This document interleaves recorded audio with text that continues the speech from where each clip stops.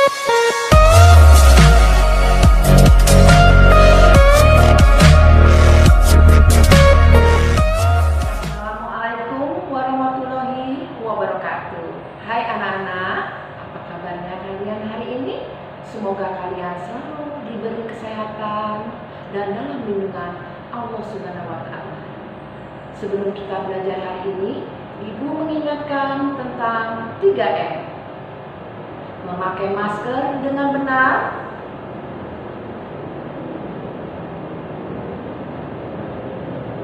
jaga jarak, hindari kerumunan, cuci tangan dengan sabun agar kita terhindar dari bermacam-macam penyakit.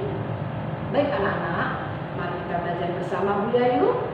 Silakan simak video berikut ini.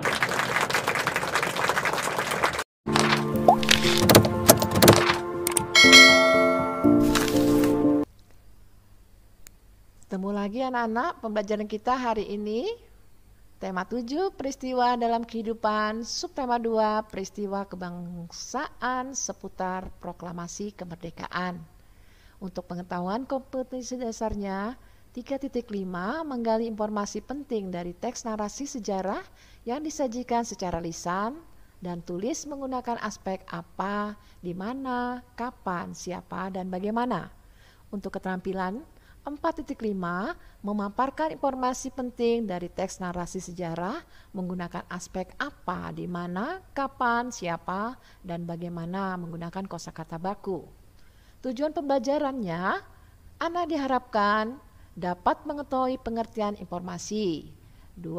Anak dapat mengetahui fungsi informasi. 3. Anak dapat mengetahui jenis-jenis informasi.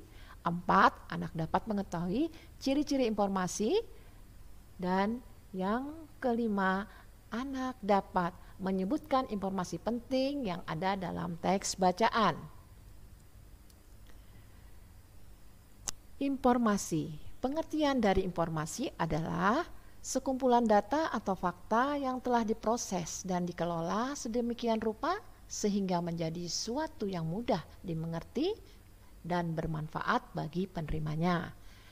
B. Atau nomor 2, fungsi informasi. A. Menjadi sumber pengetahuan baru. B. Menghapus ketidakpastian. C. Sebagai media hiburan. D. Sebagai sumber berita. E. Untuk sosialisasi kebijakan. F. Untuk mempengaruhi khalayak. Sedangkan yang terakhir G. Menyatukan pendapat. Jenis-jenis informasi. A. Informasi berdasarkan sifatnya terdiri dari 3 bagian, yaitu faktual, opini atau konsep, deskripsi. Faktual maksudnya informasi yang dibuat berdasarkan fakta, sedangkan opini atau konsep informasi yang dibuat berdasarkan pendapat seseorang. Deskripsi yaitu informasi yang dibuat dalam bentuk penjelasan terperinci mengenai suatu hal. Jenis informasi yang berikutnya yang kedua yaitu B, informasi berdasarkan kegunaan dibagi menjadi 2, yaitu informasi yang menambahkan pengetahuan, isinya menambah pengetahuan baru seseorang. Informasi yang berdasarkan penyajian, informasi yang disampaikan dalam beberapa waktu, misalnya artikel, audio, gambar, video, dan lain-lain. C. Jenis informasi yang ketiga, informasi berdasarkan bidang kehidupan, misalnya informasi kesehatan, olahraga, dan sebagainya. Jenis informasi yang terakhir yang keempat, yaitu informasi berdasarkan lokasi peristiwa. Dibuat berdasarkan lokasi suatu peristiwa, jenis informasi ini dibagi menjadi 2, yaitu informasi dalam negeri atau domestik dan informasi luar negeri. Yang keempat, ciri-ciri informasi. A. Informasi harus relevan, artinya informasi tersebut harus mempunyai manfaat oleh penggunanya. B. Informasi harus akurat, artinya informasi tersebut harus bebas dari kesalahan-kesalahan dan harus jelas maksud dan tujuannya. C. Tepat pada waktunya, artinya informasi yang diterima tidak boleh telat atau terlambat. D.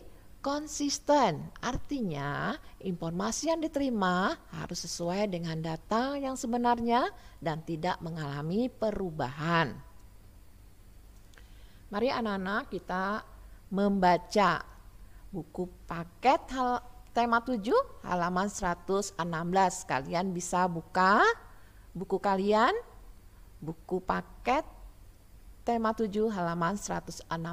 Ibu akan membacakan yang berjudul Ahmad Subarjo. Ahmad Subarjo lahir di Karawang, Jawa Barat pada tanggal 23 Maret 1897.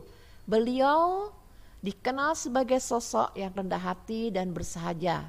Peran yang menonjol adalah ketika beliau ikut menjadi panitia 9 yang merumuskan Piagam Jakarta yang menjadi cikal bakal pembukaan Undang-Undang Dasar 1945. Beliau juga menjadi penengah antara golongan muda dan golongan tua ketika terjadi perbedaan pendapat. Perbedaan itu muncul ketika akan menentukan waktu pembacaan proklamasi. Ahmad Subarjo juga dikenal sebagai tokoh perumus naskah proklamasi kemerdekaan Indonesia.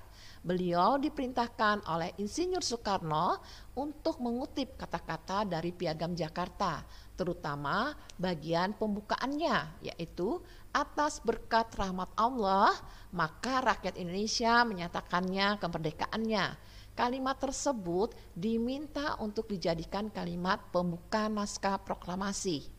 Pada akhirnya disepakati kalimat pertama pada teks proklamasi kemerdekaan Indonesia adalah kami bangsa Indonesia dengan ini menyatakan kemerdekaan Indonesia.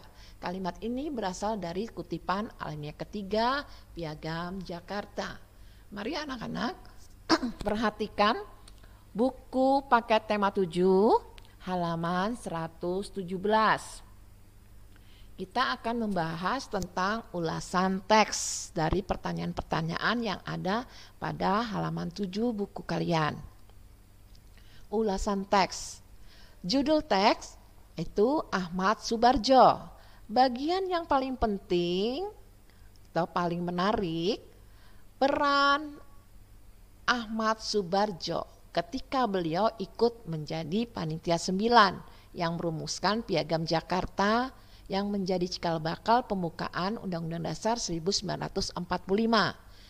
Informasi pentingnya, Ahmad Subarjo lahir di Karawang, Jawa Barat pada tanggal 23 Maret 1897.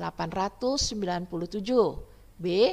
Beliau ikut menjadi panitia 9 yang merumuskan Piagam Jakarta yang menjadi cikal bakal pembukaan Undang-Undang Dasar 1945. C. Ahmad Subarjo juga dikenal sebagai perumus naskah proklamasi kemerdekaan Indonesia. Pendapat Ibu tentang teks ini sangat setuju bahwa Ahmad Subarjo sangat besar jasa bagi bangsa dan negara. Selain sebagai anggota panitia 9, beliau juga merupakan perumus teks proklamasi.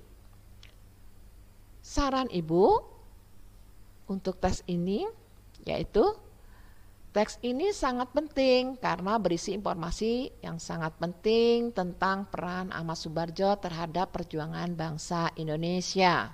Patut kita hargai dan kita ingat sejarah ini. Terima kasih, pembelajaran kita cukup sekian dulu. Sampai jumpa di pembelajaran berikutnya. Wassalamualaikum warahmatullahi wabarakatuh. Alhamdulillah, pelajaran kita hari ini telah selesai. Semoga apa yang Ibu jelaskan pada kalian dapat bermanfaat untuk kalian semua. Wassalamualaikum warahmatullahi wabarakatuh.